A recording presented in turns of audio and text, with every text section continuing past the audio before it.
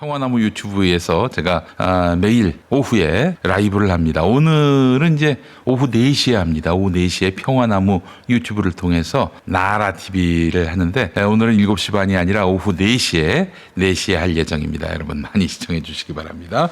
자, 윤석열, 김건희 부부가 2022년 서울 한남동으로 대통령 관저를 이전하면서 국가 예산으로 수백만 원짜리 캣타워 이게 고양이 놀이시설입니다. 캣타워를 설치한 것으로 드러났습니다. 한 500만 원짜리라고 하는데요. 또 욕실을 구성하면서 자재값만 수천만 원에 이르는 편백, 히노키 욕조라고 아마 많이 들어보셨을 겁니다. 지금 저 욕조인데 저거는 모델이에요. 실제 저 욕조가 설치됐다는 건 아니고 저 재질의 히노키 욕조가 설치가 됐다고 합니다.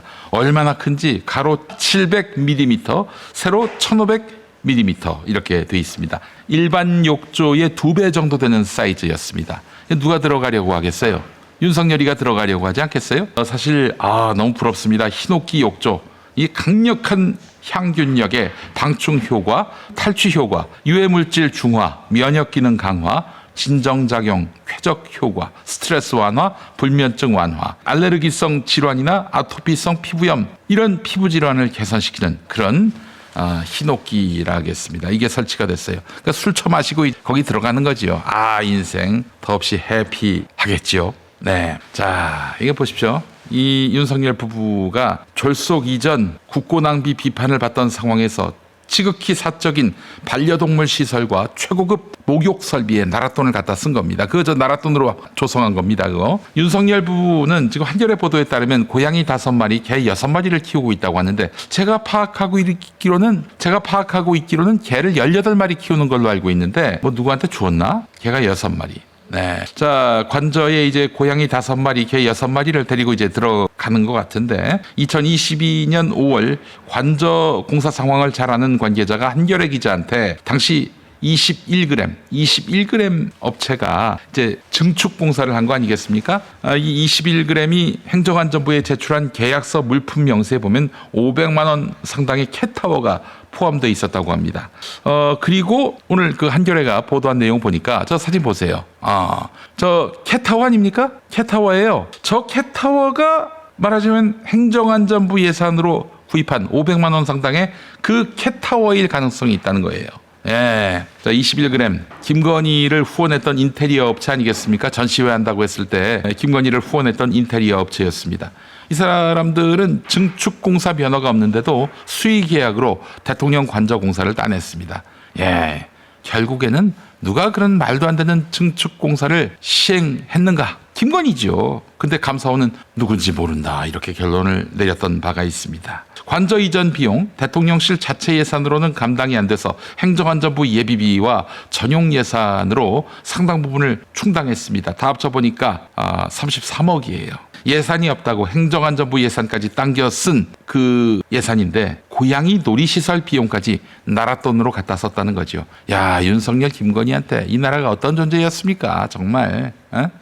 만약 예산으로 설치된 캣타워를 서초동 집으로 돌아가면서 무단으로 뜯어갔다면 이것도 당연히 횡령 범죄에 해당할 것입니다. 캣타워 등 대통령 부부의 사적 시설물이 관저 공사 계약 초기에 포함된 것은 21g이 공사업체로 선정되는 과정에 김건희가 개입했음을 보여주는 증거라는 지적입니다. 고양이 캣타워 누가 넣자고 했겠어요?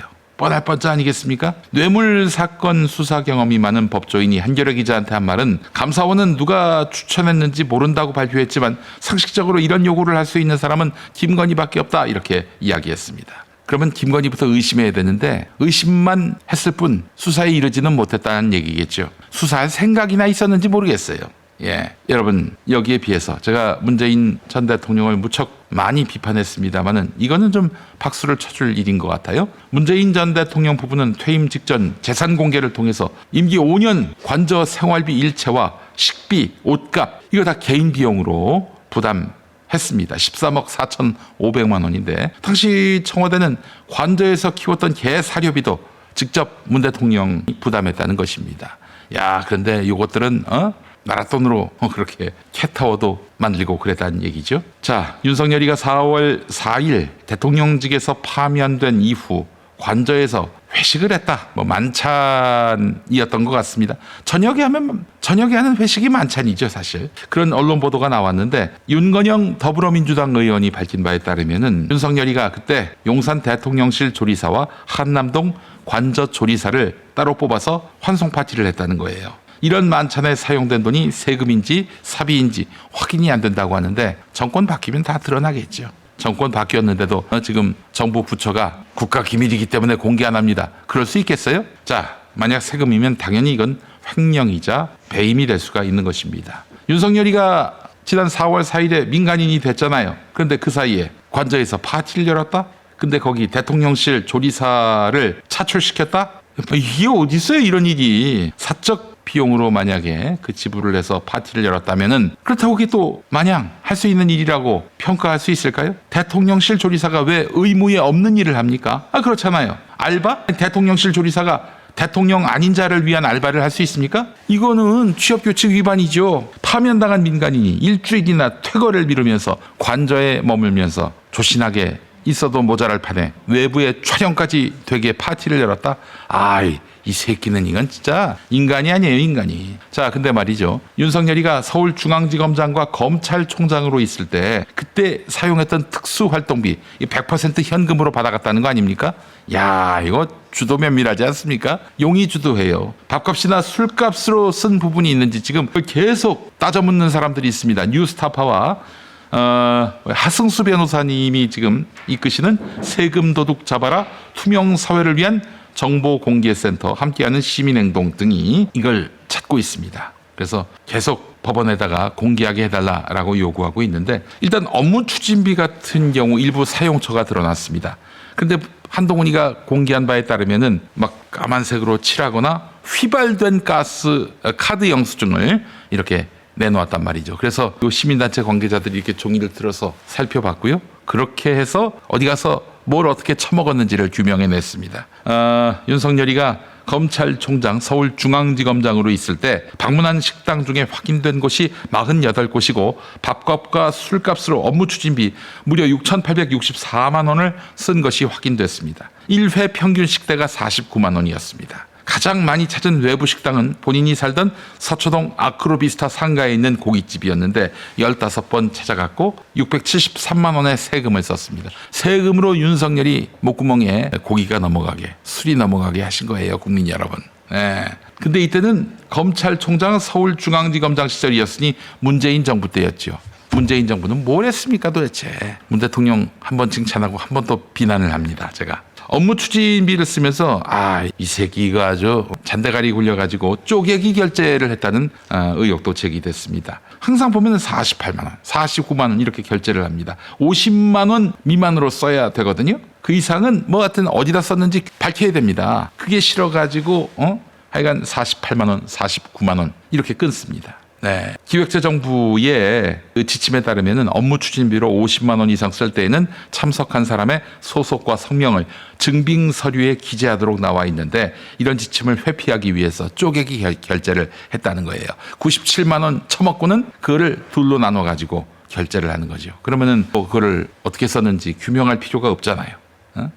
그리고 앞권은요. 경기도 성남시에 있는 한우집인데 윤석열의 근무지인 서초동 서울중앙지검에서 약 10km 떨어진 식당입니다. 여기가 청계산 자락인데 근데 이제 재밌는 게 뭐냐면은 여기가 성남시이긴 하지만 서초구로부터 한 10m 떨어진 곳이에요. 서초구와 성남시의 경계 지점에 있는 식당인데 그래서 서초구와 가까운 곳에서 먹었다라고 이자들이 떠들어댔던 것입니다. 네, 이 한우집 6번 갖고 943만 4천 원을 사용했다고 합니다. 먹은 인간 중에는 한동훈도 포함됩니다. 한 번 갈 때마다 평균 157만 원어치를 지출한 것입니다. 그래, 죄 없는 사람 죄가 있게끔 조작하려면 머리 많이 굴려야지. 그래서 이렇게 경무에 시달리다 보니까 한우를 처먹어야 할 수밖에 없다. 이런 얘기인 것 같기도 한데 국민 세금으로 그 엄청난 비싼 소고기를 처먹은 것입니다. 2019년 3월 29일에는 여기서 250만 원을 쓰기도 했습니다. 2022년 5월 13일 이때는 윤석열이가 당선된 시점 아닙니까? 당선되고 3일 지난 시점인데 강남의 고급 한식당에서 무려 450만 원을 저녁 식사 비용으로 썼다는 의혹이 제기됐습니다. 몇 사람이 함께 먹어야 450만 원이 나올까요? 몇 안 되는 걸로 알고 있습니다.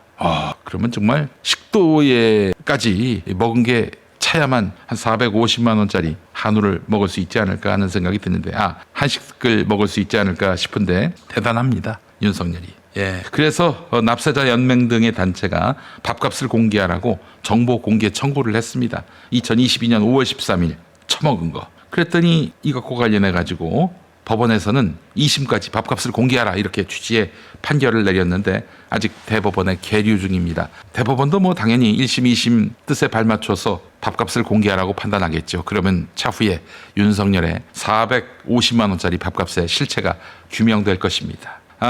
정말 참 대단합니다. 이것 말고도 몇 가지가 더 있어요. 예전에 그 일광횟집 부산 가서 처먹은 거. 그것도 이거 누가 냈는지 이 부분도 지금 정보 공개 청구가 이루어졌고 대통령실이 비공개로 하겠다고 했고 그래서 소송을 제기했고 1심에서 이겼습니다. 하승수 변호사님이 2심 진행 중인데 이것도 곧 드러나겠지요. 윤석열의 세금 오남용 의혹 반드시 진상을 규명할 필요가 있겠다. 자, 이게 말이죠. 공무원이 예산을 사적으로 사용할 경우에 형법상 횡령죄에 해당합니다. 횡령죄. 10년 이하의 징역 또는 3천만 원 이하의 벌금입니다. 국고손실죄도 저촉될 수 있겠다 하는 생각이 듭니다. 국가 예산을 손해보게 한 경우 회계 책임자나 지출 책임자가 유용한 경우에 해당하는데 5년 이상의 유기징역, 일반 횡령보다도 무겁습니다. 또 부패 방지 및 국민권익위원회 설치와 운영에 관한 법률에 따르면 공직자가 공금을 사적으로 사용한 경우 부패 행위로 간주돼서 추가 제재가 가능합니다. 징계뿐 아니라 공직 박탈이나 퇴직금 환수 이런 조치가 내려질 수 있다고 하는군요. 네, 징역 2년 6개월에 물론 집행유예도 있어서 결국 실형을 세진 않았습니다만은 이런 벌금형을 받은 공직자도 있었다고 합니다. 윤석열이는 그러거나 말거나 나는 사형 아니면 무기인데 무슨 형을 받든 그게 내가 눈 하나 깜짝할 일이냐? 라고 할지 모르겠습니다.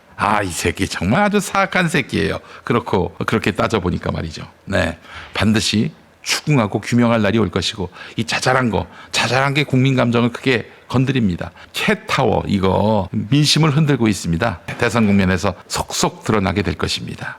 네가 처먹은 술값, 밥값만으로도 극형이 가능하다라는 점을 윤석열은 알고 있을지 모르겠습니다. 그나저나 흰옥기 욕조는 아마 들고 가기 힘들 텐데 윤석열은 어디 가서 술 처먹고 목욕을 즐길지 이것도 궁금해지네요. 네, 자 광고 함께 하겠습니다. 유튜브 스토어 베스트 3 첫 번째 자연산